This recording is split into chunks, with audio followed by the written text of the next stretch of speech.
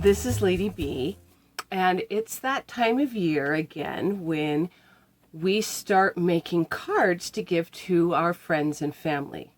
Well, most people buy the cards, but I make them. And I make them 3 times a year for Halloween, Christmas, and Valentine's. And these days, it's actually not that hard to do. So I thought I would share my process with you in case you would like to try and make your own custom cards for the holidays. Now, I have a picture I will be putting up of a previous card I had made for Valentine's so that you can see the sort of things I make. Now, it really, like I said, it's not difficult. It just takes a little creativity, a little bit of time, and a few materials, which these days are easy to come by. Now, the first thing you need, of course, is a drawing pad. I have one right here. Cost me only $15 at Joann's. You can find them at any craft store, and you don't even need one this thick. If you just are only going to do a few, you can get a really skinny one, really inexpensive. You need some pencils. Now, these are not normal pencils. These are drawing pencils just for stuff like this. They are red and blue. These ones actually come with red on one side and blue on the other. And rather than have it sharpened on both ends, I've actually sharpened one way and one the other. And if you're wondering about the tape, I have an allergy to blue dyes. So I have actually taped the blue on the outside so that I won't have a reaction while I'm using these pencils. But these are also easy to come by if you go to a place that carries art supplies, drawing supplies. Very, very, very simple. If you don't want to go to the trouble of using these, you can use just a mechanical pencil, but you will get better results with these. I had a friend tell me that years before I finally started using them, and I resisted. I was just like, oh, it can't make that big a difference. It can't make that big of a difference. It made that big a difference. If you can and you're willing to give it a try, I suggest you buy these. They're wonderful. You of course need a pencil sharpener for that. This is just a little cheapy one that you buy with school supplies for the kids back to school that you can buy this time of year. Now, you also need a fine tip felt art pen. Those you do have to buy at a specialty store. This is a combination ones that has different size tips, one tip on each end. You just make sure you have a fine tip one, if possible. They're really, again, not hard to find. Just a felt marker. Art ones are better, but even just a plain felt permanent marker will work too if you can't get an art one. You need tracing paper. Again, this is something you can buy at art supply stores. If, for some reason, you don't have access to art supply store, you can actually use the tissue paper that you buy for stuffing in presents and things to do this with too. Just buy some white tissue paper. It's not that different. It won't work as well, but it will still work. And then this is completely optional. I like to have a brush to use with my eraser. You need an eraser. A white eraser is preferable. I just find that the white erasers work best. They are art erasers you can use that also work very well. I prefer the white. And then other than that, all you need is a way to scan your picture and access to an art program that does layers and transparencies. And there are all kinds of programs like that out there. I have heard that people do great things with paint. I don't know if they have layers. I don't use it. I use the Adobe Creative Suite 4, which is an older version. But again, all you need is a basic art program that will do layers and transparencies. That's it. So, to get started, the first thing you need is an idea. Now, like the picture I posted here, you can see how I started with a concept.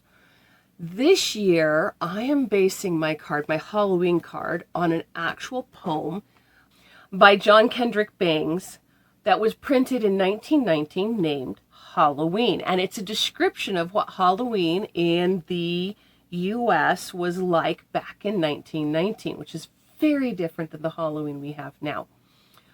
But I have used this as my inspiration. I'm going to draw a picture of the things mentioned in the poem, which I will then be placing in the inside of my card. So, moving on. So the first thing I need to do is I need to use my blue pencil to sketch out my idea. And this is just a very rough sketch. And I have here the poem I can look at for my image. In this case, I want to draw a scene in the woods up on a hill with a full moon of a kind of a fairy court dancing with some kids from the neighboring town involved.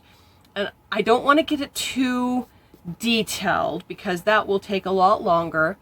Also, I have to fit this down onto a smaller size picture. So I have to keep in mind that whatever I'm doing here will be shrunk down.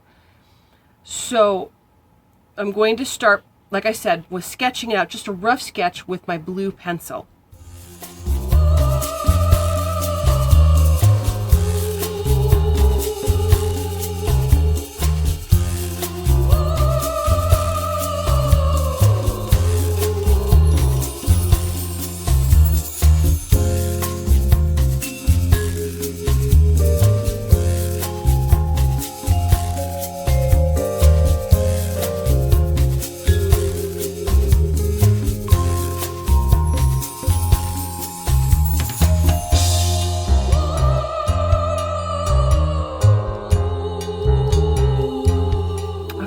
So now I have a rough sketch here, done in the blue. I'm going to come back in now with my red pencil and I'm going to outline the definite areas I want, my actual lines that will make up my picture.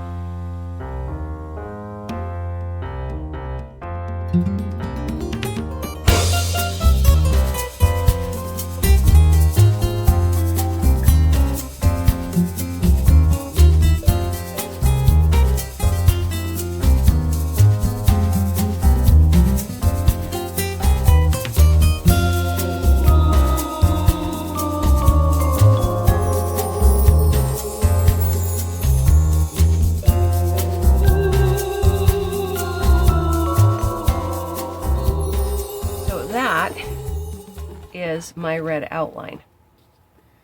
Now, if you have a Wacom tablet or some other way of drawing directly on your computer, you can scan it at this point. I've tried using Wacom tablets and other art tablets, and the ones I've been able to afford were too small to work for me. So this is why I use the tracing paper instead. My next step now is to take my felt pen and I take a piece of tracing paper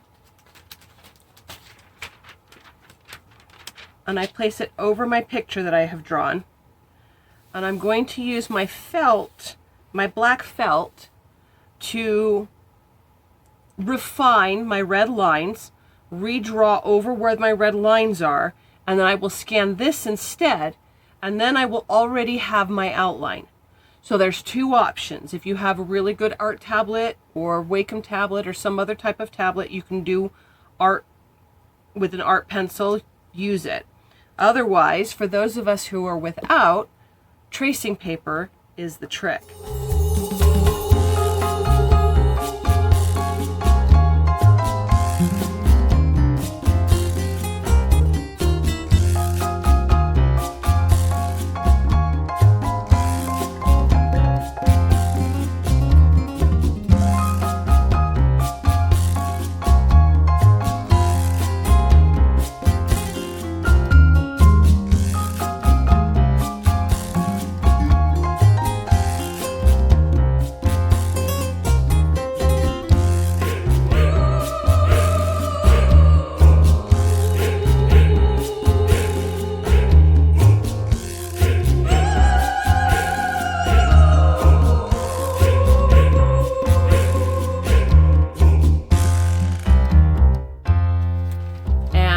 here we have it, my completed inked picture.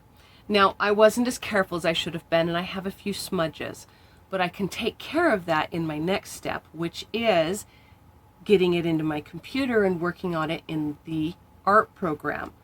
So if you have a scanner, that's the best way to do it. If you don't have a scanner, take a picture with your phone and put it in that way. Whatever you have to do, get this into your computer, into your art program for coloring. That's what's next. It's going to vary a little bit depending on the program you are using. As I said, I am using the Creative Suite 4, and in the Creative Suite 4, once I open my image, my scanned JPEG in the program, the very first thing I have to do is turn this locked background into a layer that can be edited. So I just do that by double clicking on it. I'm going to create a layer 1 that goes underneath it. I'm keeping my outline on the top, and I'm setting it to multiply. Thank you. Why do I set it to multiply? What does that do exactly? It quite literally multiplies the color values of the pixels on the layer below with that layer. Okay. So since most of those pixels are black, which is 0, it will multiply all of the colors by 0 and make them black. The next thing I need to do is, this is automatically a grayscale because it's a black and white picture, so the scanner automatically scanned it in grayscale. So I need to turn it to my color, and I have to choose, of course, between RGB and CMYK, but now I have the option of coloring it. And what this lets me do is I can now take my art pencil, my brush, whatever I'm going to use to paint with, and I can go onto this layer below it, and I can color in brown, and it should show up. And this is one thing you can do that keeps you from having to do my other trick. Now, if for some reason whatever program you're using does not have this option, there is another way to do it. I would do a select color on my image. I have my image here. So I have now selected just my black, my outline, and I can now copy that and paste it on a new layer. Or I can just do, in Photoshop you can do a shortcut, which is Control J, which then creates a layer with whatever is selected. So that gives me just this layer of my selected, my inked drawing. So either way works. The main thing to remember is that as you paint this, you want to put each color on its own layer. Make sure that they're on their own layers, and that way as you manipulate them, you will be able to do layering effects that you would not be able to any other way. It just makes it so much easier. This is why you want the layers. So I'm going to do that now. Okay, so I have now colored in all the brown on my trees.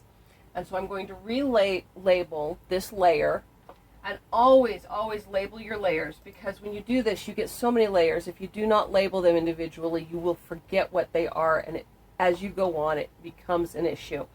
So I'm going to label this one for the color and what it is. So brown trees, and that's that layer. And this is the first step in doing this, which is the color blocking. Now, it's really just coloring inside the lines. You remember when you were a child and you would have the coloring books and you'd try to color and you'd try and stay inside the lines. And that's all this is you're just coloring inside the lines. Sometimes, though, that can be difficult. And I have a little trick I do when I'm having trouble, I'm worried I won't be able to stay within the lines. For example, let me show you. I'm going to create a new layer. And I will call this new layer, let's do the moon. And then I am going to take my select tool and I'm going to use this lasso and I'm going to carefully go around within the lines and select my moon. So I now have this moon selected, which means I can now go in and pick a color. That's that nice pearly gray I want for my base moon color. And take my brush, and I can make this brush huge. And I can just paint across it, and it will only paint on that part that I want for my moon. So sometimes it's actually easier, especially when it's a large surface like this, something that's easy to outline, to just select it and then just drop your color in. I didn't even have to use a large brush. I could have, instead of using a massive brush, and this is huge, this is like 400 dpi, I could go into my paint bucket and just fill it with my paint bucket. Either way, the point is that selection just made it really easy. So I use a combination of just painting inside the lines and selecting and dropping my paint to do my color blocking, and that is step one.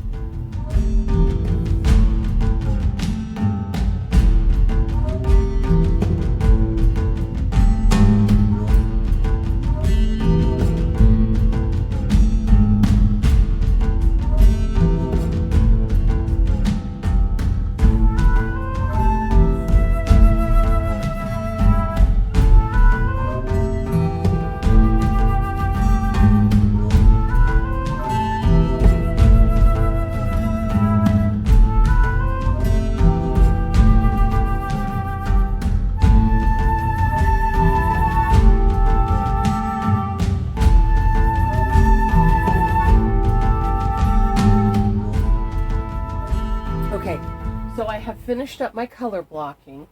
Now I have broken up my background into a foreground ground, a midground bushes, and a background that's just dark. And that creates depth, but the transition between these three levels I have done on a soft brush so that it actually creates a soft edge rather than a sharp edge. And that helps give me more of a distance and perspective. And at this point, I can go in and I can do any cleaning up I want. But the next step is going to be to add the details. I'm going to take a short break and get some food, and then I will be right back for my final details. So it has actually been a couple of days. I would have gotten back to it after I had eaten, except it turned out that my camera was out of power. So I had to charge it, and then there were things that had to be done, and this is the first chance I have had to get back to doing this. Now what I'm going to be doing is I'm going to be creating more layers. You will use so many layers when you do this, but trust me, it is worth it. As I go in, and I'm going to be adding my details, my shading, my highlights, and so forth to each of these previous color blocked layers I have already done. So first I'm going to create a layer. For example, for this background, I want to add some really shadowy tree-like things in the very back. So I will add a new layer that I am going to name Background Trees. And now I'm going to click on that layer. Now, I made sure that I had selected the background before creating this new layer, so it is directly above my background on my layer, in my layer folder that shows all your different layers. And now I'm going to right click on that layer that I have just created, and I'm going to click on Create Clipping Mask, and this is going to attach this layer to the layer below it. And what this means now it's not going to be as big of a deal with my background because my background is just one big flat shot. But what it means is anything I draw or paint will only show up if it overlaps with the layer that it is clipped to. So let me show you an example with, say, the moon. So let me create another one with the moon. Create another clipping mask, attaching it to my moon. Now, if I come in with a dark gray, and I'm going to keep my soft edge, but I'm going to drop my opacity down to around 50. So now, as I color on this moon, you will notice that wherever my brush is not on the moon that has already been painted, it will not lay down a color. It will be there on the layer, but it will not be visible.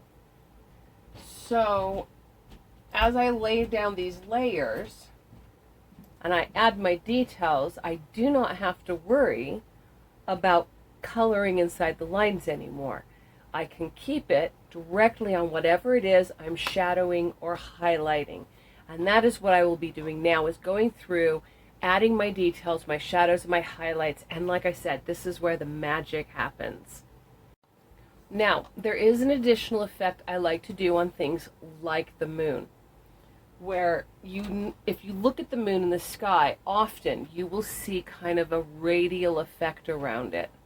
And there's an easy way to do that using one of these programs. I'm going to create a new layer, and then I'm going to go to my moon layer, and I'm going to do a magic select everything that isn't the moon. And then I'm going to swap that selection to inverse, so now I only have the moon. After you have selected this space, you are going to make sure and be on the correct layer, which is my new layer, and I'm going to take my paint bucket and a really light gray color, and I am going to drop the paint bucket on that circle that I have selected that is the moon.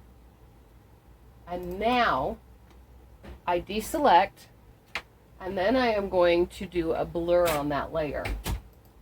Using the filter, I will set it to blur, the Gaussian blur, and as I keep doing this, I'm getting this larger and larger ring around my moon, and I just keep it up until I have it where I like it. And now I have a blur. And since it's on its own layer, I can also drop my opacity to get that really sheer shimmery look that we often see around the moon.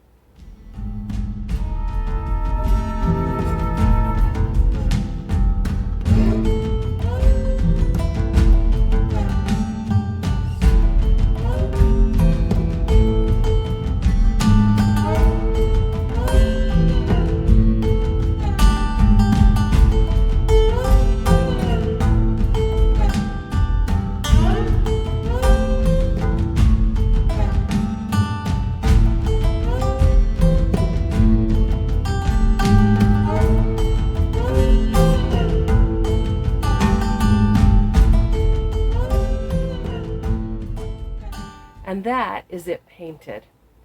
Highlights, shadows, it's all been done. So now I just need to turn it into a card.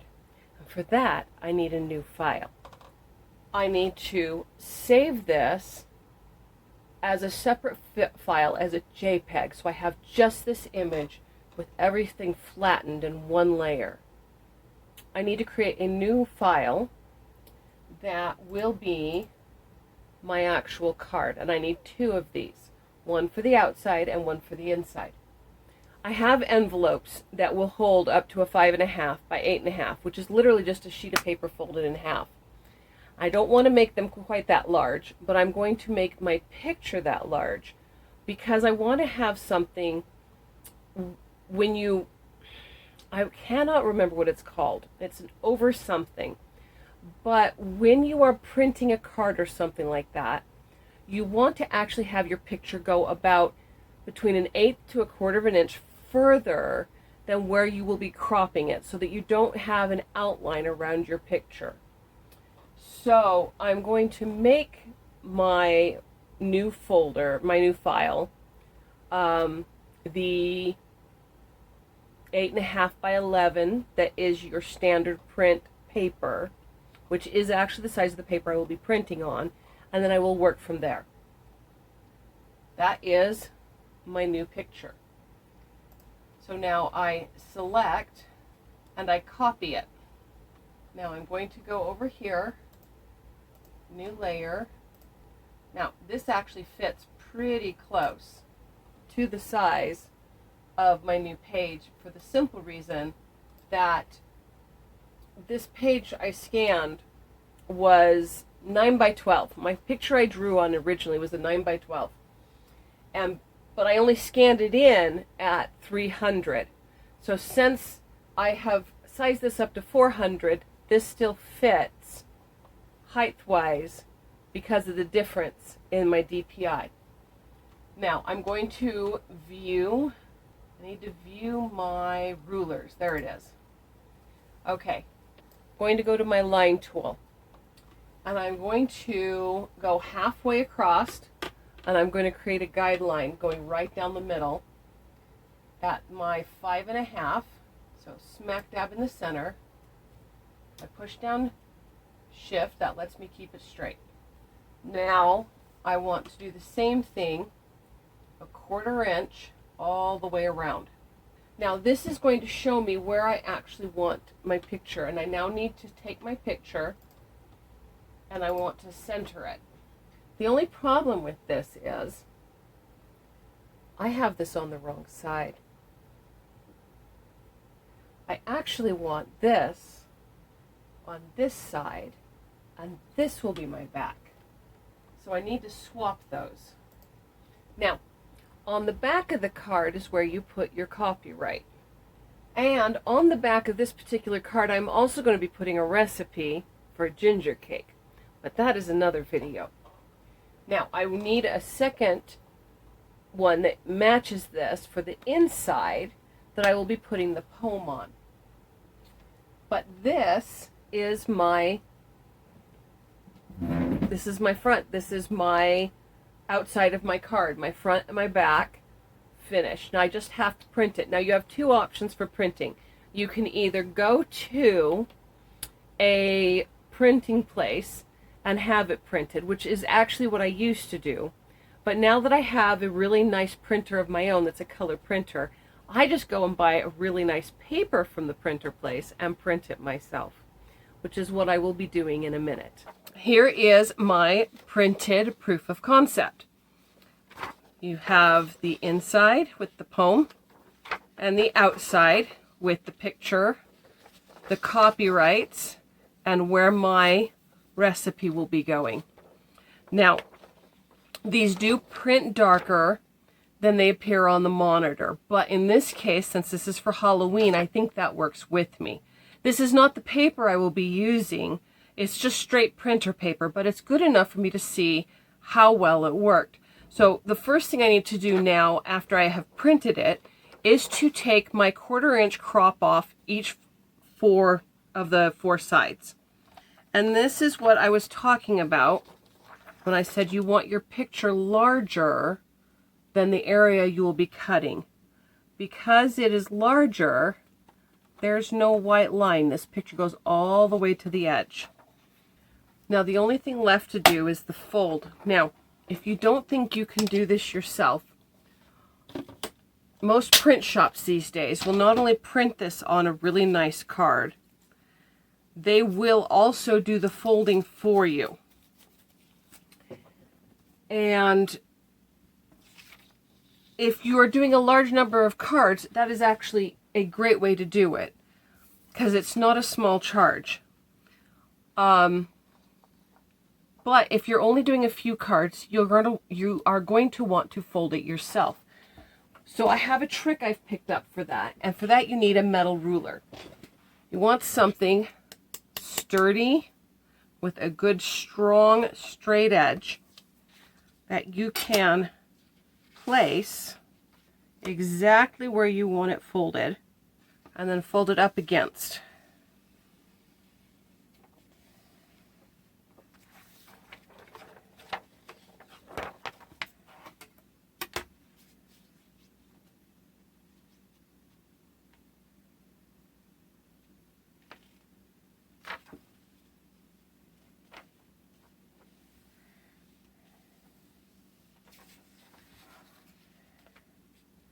And that gives you a really nice straight fold.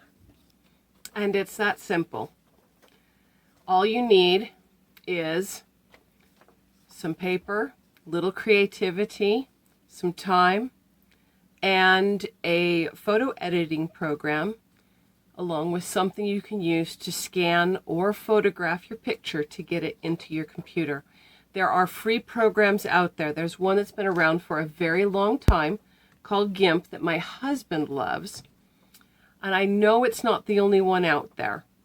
So this really is something anyone can do. Your own custom holiday cards, whether it's for Halloween, Christmas, or Valentine's, or any other holiday. I love you all, whether new or old. If you enjoyed this, please like and subscribe, and I will see you next week. Until then, whether making cards for family, friends, or any other crafts this holiday season, just remember, don't be afraid to suit yourself and make whatever it is you do exclusively you.